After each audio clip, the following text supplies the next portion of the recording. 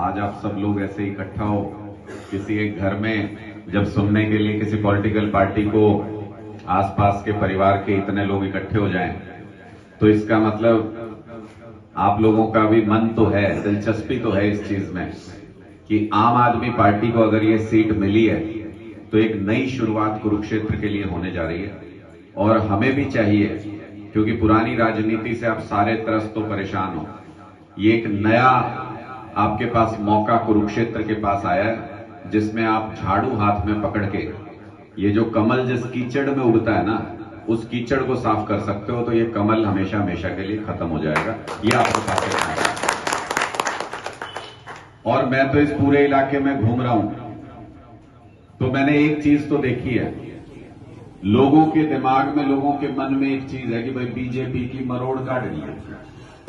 ये जो बात है, ये हर गांव में, हर इंसान के दिमाग में है कि बीजेपी की मरोड़ काट रही है। क्यों है ये दिमाग में?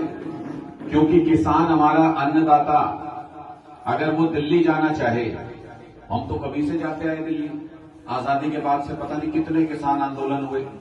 बोट क्लब के ऊपर, विजय चौक के ऊपर, संसद के ठीक सामने किसानों की बड़ी बड़ी रैलियां हुई, बड़े बड़े किसान नेताओं ने बड़े बड़े प्रदर्शन दिल्ली में किए। पहले तो नहीं कभी किसी सरकार ने हमारे ऊपर ऐसी पाबंदियां लगाई। अब ये कहते हैं कि किसान दिल्ली नहीं जा सकता, पंजाब का किसान भी नहीं जा सकता, हरियाणा का किसान भी नहीं जा सकता। जो आंदोलन में भी हिस्सा लेने जाए उसके घर पहुंच के ये कहते हैं तुम्हारा पासपोर्ट जब्त कर लेंगे, तुम्हारा हथियार जब्त कर लेंगे, तुम्हें एफआईआर कर देंगे तुम्हारे ऊपर, तुम आंदोलन में भी नहीं जा सकते। तो कल को अगर हमारी फसल खराब हो गई, हमें आंदोलन करना पड़ गया, तो कर ही नहीं सकते। कल को अगर हमें मुआवजा लेना हो, कल को हमें अपनी फसल का सही रेट लेना हो, आंदोलन तो कर ही नहीं सकते। और बिना बोले तो ये सुनती नहीं सरकारें। तो इसलिए जो हमारा अधिकार था आजादी के बाद से अभी तक, कि कितने किसान आंदोलन किए, कितनी बार अपनी मांगे मनवाई, वो सारे अधिकार अब ये भारतीय जनता पार्टी की सरकार हमसे छीनने जा रही है। ये इस बार कोई आम चुनाव नहीं है, जैसे हम पार्टियों के बीच में से चुनते थे किसी किसी को। ये इस बार वैसा चुनाव नहीं है। ये इस बार इस बात का चुनाव है कि क्या हम आगे भी पार्टियों के बीच में से चुनते रहेंगे किसी को, या ये चुनाव होना बंद हो जाएंगे। ये इस बात के लिए चुनाव है। बहुत सारे लोग हमसे ये कहते हैं, जी कांग्रेस और आप तो कई प्रदेशों में एक दूसरे के सामने लड़ते हो, कई बार एक दूसरे के खिलाफ बयान देते हो, तो फिर ये गठबंधन क्यों किया आप लोगों ने? मैंने उनको ये समझाया कि ये किसी व्यक्ति का सवाल नहीं है, ये किसी पार्टी का सवाल नहीं है। ना अरविंद केजरीवाल महत्वपूर्ण, ना कांग्रेस पार्टी महत्वपूर्ण, ना आम आदमी पार्टी महत्वपूर्ण, ना अनुराग ढांडा महत्वपूर्ण, देश सबसे महत्वपूर्ण है। जैसे मैं आपके गांव का उदाहरण देके आपको समझाऊंगा तो बात शायद ठीक समझ में आएगी। सरपंची के चुनाव होते हैं तो 10 लोग खड़े हो जाते हैं, आपस में खूब वाद विवाद भी होता है, वोट भी एक दूसरे के खिलाफ डालते हैं। मान लो गांव पे किसी तरीके की आपदा आ जाए, गांव पे कोई संकट आ जाए, तो क्या वो 10 लोग अलग अलग रहते हैं या पूरा गांव एक हो जाता है? पूरा गांव एक होता है ना, गांव पे संकट आ जाए तो। और सरपंची सब न्यारे न्यारे लड़े। इसी तरीके से पार्टियां तो देश में बहुत हो सकती हैं, सबके अपने मुद्दे हो सकते हैं, अपनी राजनीति हो सकती है, लेकिन अगर देश की आजादी पे ही संकट आ जाए, अगर लोकतंत्र पे संकट आ जाए, अगर देश पे ही संकट आ जाए, तो पार्टी वार्टी कुछ नहीं होता, फिर सबको एक होना पड़ता है देश को बचाने के लिए। आज ये वही मौका आ गया जब सबको इकट्ठा होके, एक होके देश को बचाने की जरूरत है, जिसके लिए हमारे पूर्वजों ने शहादतें दी। वो आजादी आज हमसे छीनी जा रही है, इसलिए ये आजादी की दूसरी लड़ाई है, अगर ऐसा कहूं तो गलत नहीं होगा। जिस दिन ये गठबंधन हुआ था, उस दिन हमको कुरुक्षेत्र की सीट मिली, तो हमने उसी दिन सोच लिया था, मैंने कहा भगवान श्री कृष्ण का आशीर्वाद मिल गया हम लोगों को। कुरुक्षेत्र की धरती तो ऐसी धरती है जहां पे धर्म युद्ध हुआ था। एक तरफ सारे अधर्मी थे, एक तरफ सारे धर्म के लिए लड़ने वाले लोग थे। आज भी दोबारा वही युग आ गया है जब एक तरफ अंधभक्त हैं, जिनको चारों तरफ मोदी मोदी मोदी मोदी नजर आता है, जिनको देश नजर नहीं आता, जिनको हमारे युवा नजर नहीं आते, जिनको माताओं बहनों का मान सम्मान नजर नहीं आता, सिर्फ मोदी नजर आता है। उनको हम कहते हैं अंधभक्त, जो बाकी कुछ नहीं समझते, अंधभक्त है मोदी के। वो मोदी को वोट दे दो भाई, 100 बार दो, लेकिन ये बहुमत में नहीं है, बहुत थोड़े से लोग हैं। बहुमत में इस देश में देशभक्त हैं।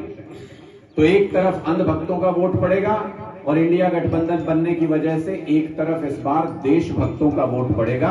ये अंधभक्तों और देशभक्तों के बीच लड़ाई है।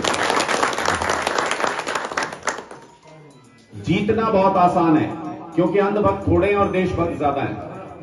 लेकिन सिर्फ एक बात का ध्यान रखना पड़ेगा, देशभक्तों के वोट बंटने नहीं चाहिए किसी भी हालत में। ये सारी कुर्बानियां जो हमने दी हैं, ये जो गठबंधन किया है, ये सिर्फ इसलिए कि देशभक्तों का वोट बटे नहीं किसी भी हालत में। तो दो ही ढेरी है इस बार चुनाव की। चुनाव में वोट की दो ही ढेरी है, एक है अंधभक्तों की ढेरी, एक है देशभक्तों की ढेरी। अंधभक्त हो जो भी वो दे दे उनको वोट, और जो देशभक्त हो वो इंडिया गठबंधन को वोट दे दे, झाड़ू के निशान पे बटन दबा दे। अगर कोई तीसरा आदमी इस चुनाव में बीच में लड़ने की कोशिश करता है या अपने आप को प्रचारित करता है, तो सीधे तौर पे समझ लेना कि वो भारतीय जनता पार्टी की कठपुतली है, उसका प्लांट किया हुआ कोई ना कोई कैंडिडेट है जो हमारा वोट बांटना चाहता है। और अच्छे से समझना हो तो ये देख लेना कि वो किस तरीके का कैंडिडेट है, किसके वोट काटेगा, उससे आपको समझ में आ जाएगा कि ये तो सारा खेल भारतीय जनता पार्टी ने रचा है। और इसलिए मुझे लगता है कि अगर दो ही जगह वोट पड़े, दो ढेरी हुई, तो हमें जीतने से कोई रोक नहीं सकता, देशभक्तों को जीतने से कोई रोक नहीं सकता। इसलिए ये सारा चुनाव इस बात पे है कि वोट बंटना नहीं चाहिए। कोई एक आध आदमी आपके बीच में आके ये कहेगा, अरे ताऊ का लाल भी लड़ने के लिए आ रहा है। आया है ना नया नाम, ताऊ का लाल कोनी, ताऊ का लाल कोनी बीजेपी का दलाल है। दिमाग में बिठा लेना इस बात को। सिर्फ इनका काम ये, क्या लेना देना है उसका यहां से भाई? कोई पहले सांसद रहा हो, यहां से कुछ रहा हो, सबसे मजबूत उनका जो आदमी था, सबसे बड़ा जो नेता था, बीजेपी ने ये कहा कि तू उधर वोट काटने, इसलिए उनको यहां पे भेजा गया है। 3 में ना 13 में, किसी चुनाव में फाइट में नहीं है, क्योंकि सीधा चुनाव इंडिया गठबंधन और भारतीय जनता पार्टी के बीच में है। इसलिए पहली बात तो हमने ये ध्यान रखनी है कि किसी भी हालत में वोट नहीं बटना चाहिए। वोट नहीं बटा तो आधी जीत हमारी पक्की हो गई, बाकी जिस दिन वोटिंग होगी उस दिन पूरी जीत हो जाएगी। दूसरी बात कि ये जरूरत क्यों आन पड़ी, ऐसी क्या स्थिति है देश के अंदर, तो मैं आपको एक उदाहरण देकर समझाऊंगा जिससे आपको बात समझ में आए। ये हमारे किसान दिल्ली जाना चाहते हैं, आप सबको पता है कि इन पे गोलियां चलाई जा रही हैं, लाठियां चलाई जा रही हैं। लेकिन हाल फिलहाल में जो हुआ उससे बहुत से करोड़ों लोगों की आंखें खुल गई देश के अंदर। इन्होंने कानून लेके आए हैं बीजेपी वाले, नाम तो उसका अटपटा सा है, कहते हैं CAA। लोगों को समझ नहीं आएगा, अपने गांव में कहेंगे ABC CA, पता नहीं क्या है, लेकिन उस कानून का मतलब क्या है वो समझो। इस कानून के मुताबिक पाकिस्तान से सीमा पार करके अगर कोई घुसपैठिया देश में घुस आया तो भारतीय जनता पार्टी कह रही है उसको देश की नागरिकता दे दो, यहीं बसा लो। इसका मतलब वहां से लाखों करोड़ों लोग, उनके लिए तो जन्नत है हमारा देश। पाकिस्तान की क्या हालत आपको पता है, बांग्लादेश की क्या हालत आपको पता है, उनके लिए हमारा देश जन्नत की तरह है। ये बॉर्डर के ऊपर जो हमारे ये जवान जो ऐसे खड़े हुए हैं, वो किस लिए खड़े हैं आप मुझे बताओ। अगर किसी को भी आने देना है तो सारे बॉर्डर खोल दो। बॉर्डर के ऊपर हमारे जवान जो आज तक शहीद हुए, किस लिए हुए? एक भी पाकिस्तानी इधर ना आ पाए इसलिए सीने के ऊपर गोली खाते हैं। हमारे बहुत से जवान हरियाणा के शहीद होते हैं बॉर्डर के ऊपर। अब इन्होंने कहा कि जितने मर्जी पाकिस्तानी इधर आ जाओ, उनको हम भारत की नागरिकता दे देंगे। तो हमारे नेता अरविंद केजरीवाल जी ने एक सवाल उठाया। उन्होंने कहा कि भाई अपने बच्चों को तो रोजगार मिल नहीं रहा, हरियाणा में तो इतने बेरोजगार हैं, देश में तो इतने बेरोजगार बच्चे हैं, 25 लाख युवा तो सिर्फ हरियाणा के अंदर बेरोजगार है। इतनी बेरोजगारी फैला रखी है इन्होंने।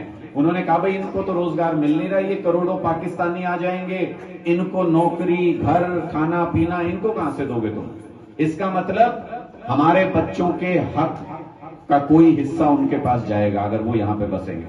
मैं तो आपसे पूछता हूं, एक बात सोच के देखना, 500, 700, 1000 पाकिस्तानी घुसपैठ करके आ गए, और आपकी पंचायती जमीन पे कब्जा कर लिया, खाली जमीन पे कब्जा कर लिया गांव में, माहौल खराब होगा कि नहीं होगा? आप खुद सोच के देखिए। कोई बर्दाश्त कर लेगा अपनी जमीन के ऊपर कोई बाहर के आदमी को? कोई बर्दाश्त नहीं करता। केजरीवाल जी ने सिर्फ ये जायज सी बात बोली थी। केजरीवाल जी के घर के सामने दिल्ली में पाकिस्तान से आए हुए सैकड़ों घुसपैठियों ने प्रदर्शन किया। बोले भाई केजरीवाल माफी मांगो। मतलब अपने देश के युवा के लिए आवाज उठाने के लिए, रोजगार पे हमारा पहला हक है, हमारे संसाधनों पे पहला हमारा हक है, पाकिस्तानियों को यहां मत बसाओ, ये कहने के लिए केजरीवाल जी के घर के सामने पाकिस्तानी घुसपैठियों ने प्रदर्शन किया। मेरे आज तक एक बात समझ नहीं आई, पाकिस्तानी जो घुस के आए गैर कानूनी तरीके से देश में, वो तो दिल्ली में मुख्यमंत्री के घर के सामने प्रदर्शन कर सकते हैं और अपना अन्नदाता किसान को दिल्ली नहीं जा सकता। ये कैसा देश बना रहे हैं? हमारा किसान दिल्ली जाए तो बोले ना कानून व्यवस्था खराब हो जाएगी दिल्ली में, और पाकिस्तानी घुसपैठी अगर दिल्ली में मुख्यमंत्री के घर के सामने प्रदर्शन करें तो यही भारतीय जनता पार्टी के लोग उनके साथ खड़े नजर आते हैं। इनको अन्नदाता से ज्यादा प्यारे पाकिस्तानी आज के दिन में, ये इनकी नीयत है। मैंने इतनी विस्तार से ये बात इसलिए बताई कि आपको ये समझ में आए कि इनकी नीयत कैसी है। वोट बैंक के लिए ये पाकिस्तानियों को भी, अपने दुश्मन देश के लोगों को भी अपने यहां बसाने में इनको कोई परहेज नहीं है।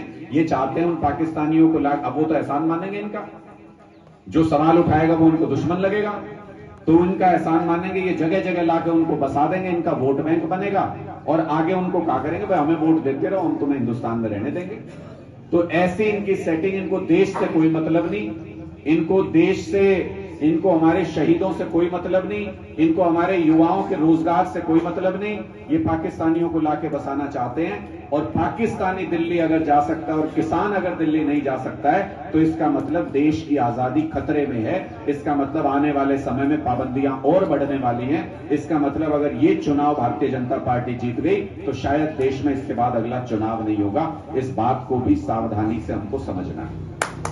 आम आदमी पार्टी जिंदाबाद, आम आदमी पार्टी जिंदाबाद। ये किस लेवल के चोर हैं, इस बात को समझना। ये मेयर का चुनाव हुआ था चंडीगढ़ में, आप सबने वीडियो देखे होंगे उसके, खूब खबर सुनी थी। 36 वोट थे जी, टोटल 36 वोट कागज के ऊपर, कैमरे पे दिख रहा। 36 वोट में भी इन्होंने वोट की चोरी करके अपना मेयर बनाने की कोशिश की। इनसे गलती सिर्फ इतनी हो गई कि इनका मुकाबला आम आदमी पार्टी से था, ये इस बात को भूल गए। इनका वो मेयर भी हटवाया और अपना मेयर भी चंडीगढ़ के अंदर बनाया। चोरी करेंगे ये, लेकिन हम करने नहीं देंगे। आज फिर कुरुक्षेत्र के अंदर वही स्थिति बन रही है। इनको ये समझ में आ गया कि आम आदमी पार्टी से मुकाबला है, यहां तो पार बसाएगी नहीं। तो आपके यहां पे एक सांसद थे, याद है जी, नायब सैनी नाम था जी, नायब गायब सैनी नाम है उनका। उनको पता था, जैसे ही हमने कैंडिडेट दिया, जैसे ही गठबंधन हुआ, हमने सबसे पहले कैंडिडेट दिया। कैंडिडेट देते ही इनके ये बात समझ में आ गई कि किसी भी हालत में नायब सैनी जीत नहीं सकते। नायब सैनी अध्यक्ष थे भारतीय जनता पार्टी के उस टाइम पे, और अभी बने थे 2-4 महीने पहले, तो हटाने का कोई कारण नहीं था। इनको लगा कि अध्यक्ष अगर हार गया भारतीय जनता पार्टी का तो बहुत ज्यादा बेइज्जती होगी। इसका मतलब उस बेइज्जती से बचने के लिए इन्होंने कहा इसने मुख्यमंत्री बना के टाड़ो, ये यहां नहीं आना चाहिए चुनाव लड़ने के लिए। तो अपने उसको बचा के, अपने सांसद को कि चुनाव ना लड़ना पड़े, उसको मुख्यमंत्री बना के भेज दिया। भाई क्या उपलब्धि है नायब सैनी ने, ऐसा कौन सा काम कर दिया कि उसको मुख्यमंत्री बना दे? ऐसी तो कोई उपलब्धि नहीं। इसलिए उसको सिर्फ इसलिए कि यहां चुनाव नहीं लड़ना पड़े। और दूसरा ये, 20 दिन हो गए हमको अपना उम्मीदवार घोषित किए हुए। बीजेपी को अभी तक समझ नहीं आ रहा कि इनके खिलाफ किसको उम्मीदवार उतारे, कैसे चुनाव लड़ें, ये अब तक इनको समझ नहीं आ रहा। इसका मतलब उनको पता है कि आम आदमी पार्टी गांव-गांव के लेवल पे ये चुनाव लड़ रही है। एक एक व्यक्ति को जाके समझाएंगे, हमारे लोग बाद में भी आपके पास आएंगे, सारी बातें आपको समझाएंगे। ये चुनाव धर्म और अधर्म के बीच में है। ये चुनाव ऐसे लड़ेगी आम आदमी पार्टी जैसे ये पहला और आखिरी चुनाव है। इतनी ताकत झोंकेंगे इस चुनाव के अंदर। बस आपका प्यार और आपका साथ चाहिए कि कोई भी एक व्यक्ति का भी वोट छूटना नहीं चाहिए। झाड़ू चला दो इस बार, पूरे कुरुक्षेत्र में झाड़ू चला दो। आम आदमी पार्टी जिंदाबाद, जिंदाबाद। अगर आप लोगों को लगता है कि इस बार ये बदलाव किया जा सकता है। अगर आप लोगों को लगता है कि भारतीय जनता पार्टी ने इतने कष्ट आप लोगों को दिए हैं और कई सारे कहते हैं जी ये प्रदेश की सरकार ने ज्यादा कष्ट दे रखे हैं, तो ये भी याद रखना कि यहां से इंडिया गठबंधन का सांसद जब जिता के भेजोगे तो वो शुरुआत है इस प्रदेश की सरकार के निपटारे की। अगला टारगेट वही है, उसके बाद वो भी निपट जाएंगे। इसलिए अगर प्रदेश सरकार से भी गुस्सा है तो आपके पास मौका है। फिर कुछ लोग आपको ये बताने के लिए आएंगे कि जी कुछ नहीं होता, ये तो 400 सीट जीत रही है बीजेपी। सुना है ये बात भी, टीवी पे कहते होंगे 400 पार 400 पार। अभी तो कैंडिडेट नहीं दिए, अभी तो चुनाव अनाउंस नहीं हुआ। ये आपके पास वोट मांगने आए हैं क्या बीजेपी वाले? अभी बताओ, वोट मांगने नहीं आए आपके पास और कह रहे हैं 400 पार। नहीं आया कदे फिर 400 पार कह रहे हैं जी, इसका मतलब ये कह रहे हैं भाई हमारी तो 400 आ रही, थारा वोट नहीं चाहिए। तो जिसको वोट नहीं चाहिए उसको क्यों वोट देंगे हम आपके सामने हाथ जोड़ के वोट मांगने आए हैं, पैर पकड़ेंगे, जोड़ी फैलाएंगे, हम ये कहेंगे देश बचाना है जी, वोट जरूर देना। तो जो मांगे आपसे उसको अपना वोट दो, खराब क्यों करते हो अपना वोट? ये आपसे वोट मांगने नहीं आते, पहले ही कहते हैं 400 पार। इनके 400 पार की हकीकत समझ लो। हरियाणा में ये बोले 75 पार, आई कितनी? 40। इसका मतलब कोई पढ़ा लिखा आदमी हो तो अपने आप निकाल के ये बताएगा भाई 53% रिजल्ट है इनका। 75 कहते हैं, 40 आती है, 53% रिजल्ट है। 400 कह रहे हैं, 53% के हिसाब से मुश्किल 200 पार करेंगे। सरकार को नहीं बनती, सरकार नहीं बनती किसी हालत में बीजेपी की।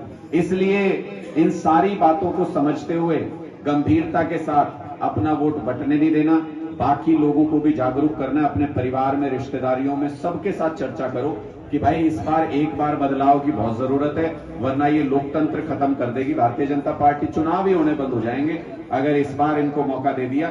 तो इसलिए सावधानी से अपना देश बचाना है। ये आजादी की दूसरी लड़ाई मिलकर लड़नी है और कुरुक्षेत्र के धर्म युद्ध में इस बार इन अधर्मियों को हरा के इस बार झाड़ू के निशान पे बटन दबाना है। कोई बीच में आके आपको ये भी समझा सकता है कि मशीन सेट हो रही है सारी, बताते हैं ये बात भी। मशीन कहेंगे कि ये तो सारी मशीन सेट हो रही है, कुछ नहीं हो सकता, क्यों बोले हो रहे हो? ये दिल्ली में ना सेट हुई जी मशीन सारी, ये पंजाब में ना हुई सेट। इसका मतलब इसका एक ही फार्मूला है मशीन को ठीक करने का। उस पर झाड़ू वाले बटन पे इतनी बार बटन दबा दियो, इतनी बार बटन दबा दियो कि मशीन करवट ले ना पावे। ये 2-4% का हेरफेर कर सकते हैं जी, चोरी चकारी करके कुछ न कुछ 2-4% का हेरफेर कर सकते हैं। अपा एक तरफ वोट ही इतना दे देंगे, देशभक्त तो देश में भरे पड़े हैं, इतने लोग देशभक्त हैं, देश को बचाना चाहते हैं। एक साइड में झाड़ू के निशान पे वोट ही इतने दे देंगे कि मशीन 2-4-5% कर भी लेगी, जब भी इनके हाथ कुछ लगना नहीं है। इसलिए पूरी ताकत के साथ इस चुनाव में मैं अकेला नहीं लड़ सकता, गुप्ता जी अकेले नहीं लड़ सकते, केजरीवाल जी भी नहीं लड़ सकते, कांग्रेसी भी नहीं लड़ सकते। ये तो इस बार भूलना पड़ेगा आपको कि कांग्रेसी हूं, जेजेपी से हूं, इनेलो से हूं, आम आदमी पार्टी से हूं, भूल जाओ। सिर्फ ये याद रखो कि हिंदुस्तानी हो, देश के नागरिकों, देश बचाने की लड़ाई लड़ रहे हैं। सारे पार्टी वार्टी भूल के एक बार देश के लिए इस बार वोट देके देखो किस तरीके से इनकी मरोड़ निकल जाएगी बीजेपी वालों की, एक झटके में बिल्कुल। अगर आपको मेरी बात